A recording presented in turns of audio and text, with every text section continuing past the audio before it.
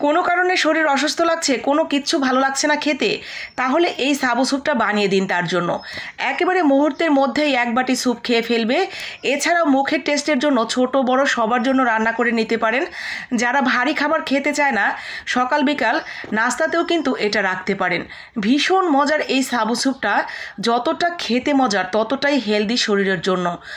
আর রান্না করা খুবই সহজ। প্রথমেই ছাবু যতটুকু আপনি রান্না করবেন ঠিক ততটুকু ছাবু নিয়ে পানি দিয়ে ভিজিয়ে রাখতে হবে নরম হওয়া পর্যন্ত। নরম হয়ে গেলে গরম পানিতে দিয়ে এইভাবে সিদ্ধ করে নিতে হবে 3-4 মিনিট।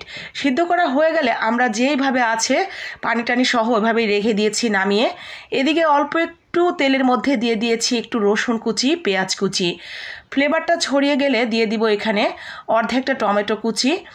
আমি টমেটো দিয়ে রান্না করছি, যে কোনো সবজি দিয়েই কিন্তু এই স্যুপটা রান্না করা যাবে, তবে সবচেয়ে সহজ এবং খুব বেশি তাড়াতাড়ি রান্না হয়ে যায় টমেটো দিয়ে রান্না করলে।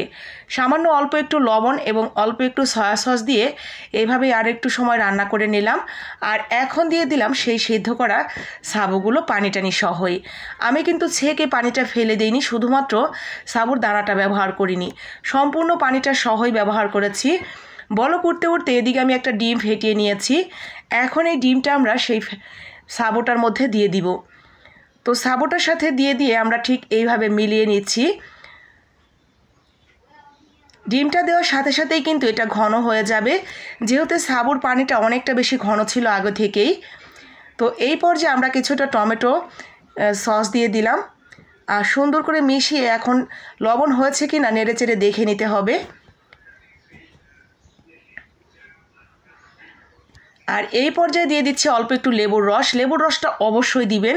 ডিমের কোনো ফ্লেভার থাকবে না, মানে ডিমের যে একটা বাজে গন্ধ থাকে সেটা একদমই থাকবে না। আর লেবুর ঘ্রাণের জন্য খেতেও কিন্তু অনেকটা বেশি ভালো লাগবে। একদম শেষে লবণ হয়েছে কিনা দেখে অল্প একটু কাঁচামরিচ, ধনিয়াপাতা থাকলে একটু ধনিয়াপাতা ছিটিয়ে দিবেন। তারপরে নামিয়ে গরম গরম পরিবেশন। গরম গরম থাকতেই এটা ফুদিয়ে খেতে কি যে ভালো লাগে। আমি আজকে সকালবেলা আমার বাচ্চাদের জন্য এই সাবু স্যুপটা তৈরি করে দিয়েছিলাম, ভীষণ মজা করে ওরা খেয়ে নিয়েছে। জানি না আপনারা দেখে কতটা বুঝতে পারছেন এটা কতটা মজাদার হবে। বিশ্বাস করেন এটা ভীষণ ভীষণ মজার। যারা সাবু খেতে পছন্দ করেন তাদের কাছে ভীষণ ভালো লাগবে, আর সেই সাথে আমাদের খুবই শরীরের জন্য ভালো।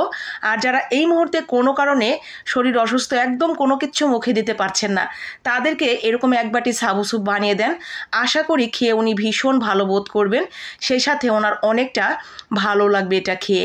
তো এখন পর্যন্ত যারা এইভাবে সাবু স্যুপটা রান্না করে খাননি তারা একবার হলো ট্রাই করে দেখবেন, আপনার ভালো লাগবে। ভালো লাগলে শেয়ার করে দিন।